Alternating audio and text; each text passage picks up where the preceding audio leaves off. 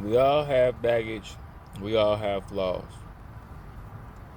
Um, some people have more than others, but we all have baggage. We all have flaws.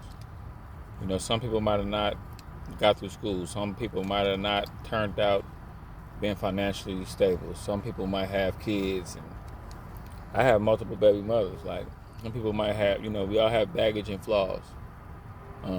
There's some people who won't deal with people who have baggage and flaws. There's some people who will deal with people who have baggage and flaws. There's some guys that won't even date a woman that have kids because they be like, women with kids are crazy. They set in their ways. They think that they son, women with kids are control freaks. I hear all the stuff. Some dudes that won't date women who not highly educated. It's some dudes that won't date a woman who can't keep a job, or it's some women who won't date a man who won't keep. It's some people that have deal breakers when it come to people. And then there's some people that work with people and work with flaws. And then some people that say, well, I'm flawed. Like me, for instance, I have 2 baby mamas. Life has humbled me. It's flawed me a little bit. So I'm more humble about stuff. I do stuff from a humble position. Um, and usually 2 flawed people, they'll end up dealing with each other. Um, like I'm the type of person where if I deal with somebody who's flawed, I won't even see their flaws. Like I don't even see their flaws. But I'm gonna tell you something that happens with men and women. When it's a man and a woman, usually one person thinks they're better than the other person. It's just like that. I don't know why it'd be like that. We could both be equal, but 50% of the time it's like the man thinks he's better than the woman, or the woman thinks it's like never neutral. So, but if y'all both have flaws, that gets kind of tricky because it's like, and then you gotta understand this too. People that have flaws that are humbled, be humbled. Life humbled you. Be humbled. You have flaws. I'm not saying kiss ass or letting anybody run you over, but you can't be out here with your chest out, acting like you're a virgin with no kids and a college degree in spirituality. And you can't do all that if you have flaws, and if you're gonna commit a flawed act in the near future, right after you act like you don't have no flaws. It's like, because this is what I'm gonna tell you what happens. It might be 2 people that get with each other that got flaws. Once one person start acting up or thinking they better, it highlights their flaws. Now you never know, like you might have a flaw that a dude just put to the side, but if he really, really concentrated on that flaw of yours, it'll make it unbearable and turn him off. He dismissed that flaw. He wasn't tripping. I'm not even gonna use an example, but there are different examples that men and women have that's a flaw where it's a deal breaker for the next person.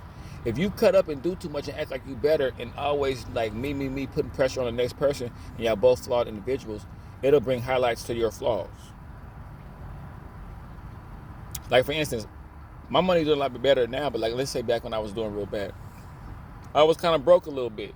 If I start cutting up, acting like I'm better, putting all these crazy rules on you and changing the goalposts and acting weird with you and just being mean to you for nothing and catting out on you and being weird, you could really look at me and be like, nigga, you broke. How you gonna do all this and you broke?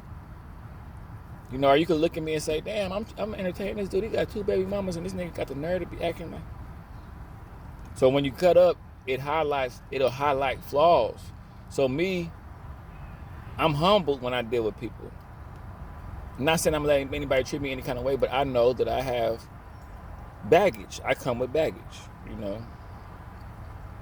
I ain't saying throw it in my face, but I ain't saying like, for the most part, be oblivious to it. I'm gonna be oblivious to your baggage. We both in this together. But once one person starts doing too much, and you never know, they might bring highlights to their baggage, and it might be something that a flaw that you wasn't really tripping off of. But like now, it's like, okay, since you're willing to judge me and play with me, you have a flaw that's a real deal breaker. That would be a deal breaker across the board to everybody. You know what I'm saying? And it's like sometimes if you like I said, when you bring bad attention to yourself when y'all flawed, sometimes a flaw might pop up that the next person can't get over, that they was never even thinking about before. They never was even on their mind before until you start cutting up, and now it's like, okay, I see this flaw that you got, and it's a real problem. And somebody with that kind of flaw shouldn't be parading around acting like that. Now, that's your business, though. That person can continue, like, don't hate on them. You can continue to be this flawed person that feel like you the best in the world, and somebody will let you be able to have all your baggage and all your flaws and still be able to cut up and point fingers and act crazy. But with me, I made up my mind that, like, you highlighted your flaw, it's too much. I know you don't have what it takes to kind of like make things back neutral, make things back cool. You know what I'm saying? Usually people be on offense, offensive minded, starting stuff, exposing their flaws. They usually never come back from that. They usually go out the deep end, meet some new person, and then hide them flaws that they had with you to the next person until they bring them out with the next person. But yeah, that's how it be. If y'all two flawed people, y'all in this together. You know, like, and then, you know, it's like sometimes this is another thing that messes up two flawed people, when one of them has an ego, like not a fake ego, a real ego, like that in the back of their mind, they feel like they can do better. You can see it through actions. They'll never let nobody tell you what an action, like this action says this. No matter what you say, this action says this. And you know, once two flawed people, you know, start getting competitive, the cream is gonna rise to the top. You know, the person that's got the most accolades, the most skills, the most skill set, the most common sense, the most attributes for life is going to be the one that somebody might start off acting funny with you, acting crazy with you. Y'all both flawed, but it's like overall, you know, your overall experience and the things you have been through makes you more of a more life-ready person. So once you start looking at it like that, it's like, damn, you know what? I don't think I'm better than you, but if you trying to have a better than me contest that you done brought my attention to, then like on paper and statistically and spiritually, you know what I'm saying? But that's neither here nor there. All I got to say is, look, man, two flawed people need to be in it together. Okay? Two flawed people need to be in it together. I'm flawed, you flawed. We both perfect in God's eyes. If we both living through God, then we're going to see each other perfectly, you know? But that's all it is, man. Like, if life humbled you, be a little humble. There's nothing wrong with it. Somebody will come, you know, pop your collar for you and tell you ain't got to be humble. I see who you is. I see you a diamond in the rough. But keep that energy, though.